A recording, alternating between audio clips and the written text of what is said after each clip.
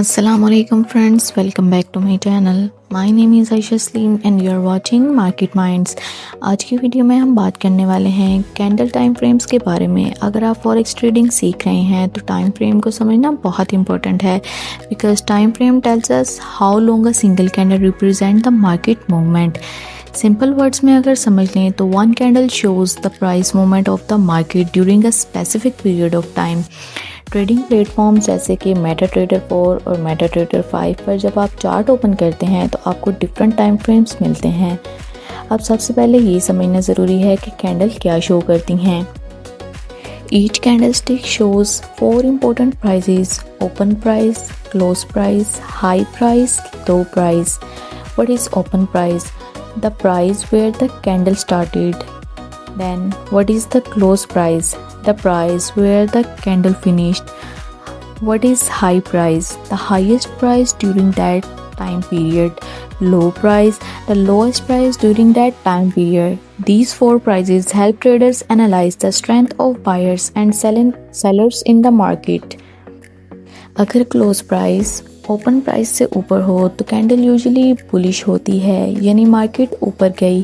और अगर close price open price से नीचे हो तो कैंडल बेरिश होती है, यानी मार्केट नीचे गई।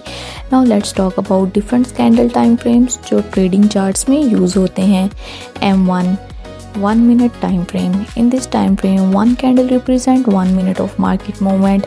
हर 1 मिनट बाद न्यू कैंडल बन जाती है। This time frame is mostly used for scalping, जहाँ ट्रेडर स्मॉल प्रॉफिट क्विकली लेते हैं। Now let's talk about the M5 time frame.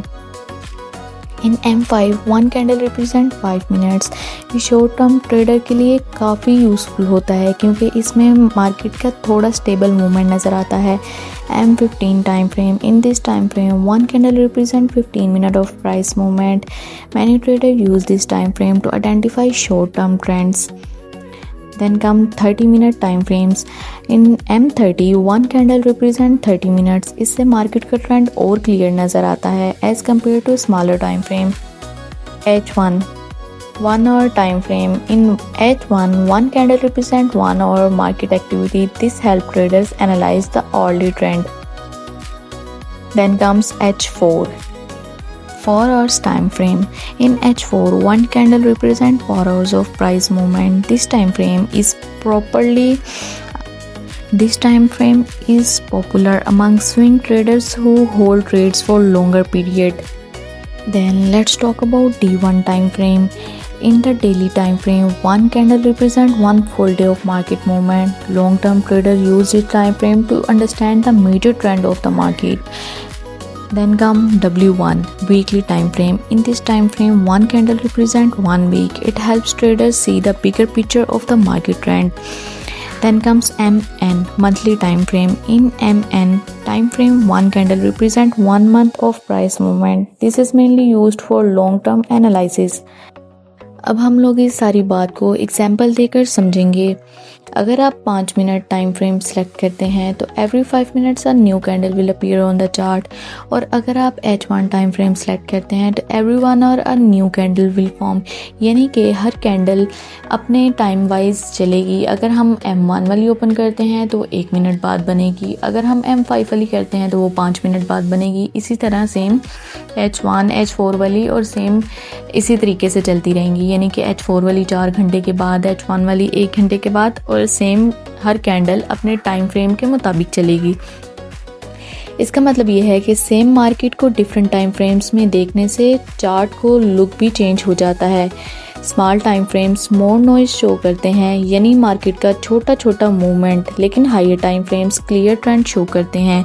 इसलिए प्रोफेशनल ट्रेडर्स अक्सर multiple time frames analyse use करते हैं। फॉर एग्जांपल H4 या डे 1 से trend identify करते हैं, M15 या M5 से एंट्री फाइंड करते हैं। ये स्ट्रेटजी ट्रेडर्स को बेटर ट्रेडिंग डिसीजन लेने में हेल्प करती है। इधर मैं आप लोगों को एक इम्पोर्टेंट ट्रेडिंग रूल बताती हूँ। हर ट्रेडर को ये रूल याद रखना चाहिए। Higher time frame show stronger and more reliable trend while lower time frame show detail price movement. इसलिए अगर आप बिगनर हैं तो सिर्फ छोटे टाइम फ्रेम पर ट्रेड करने की बजाय हायर टाइम फ्रेम भी एनालाइज करें। सो गाइस, अगर आप ट्रेडिंग सीख रहे हैं तो चार्ट्स को समझना और कैंडल टाइम फ्रेम्स को लर्न करना बहुत ज़रूरी है, because without understanding the time frame trading become more like गेसिंग देन एनालिसिस। और याद रखें, ट्रेडिंग में पेशेंस और नॉलेज दोनों ज़रूरी हैं। अगर आपको वीडियो पसंद आई है तो वीडियो को लाइक और शेयर करना ना भूलें और जल्दी से चैनल को सब्सक्राइब कर लें और बेल आइकन को प्रेस कर लें ताकि हर वीडियो सबसे पहले आपको मिले। ओके, अल्लाह हाफिज़।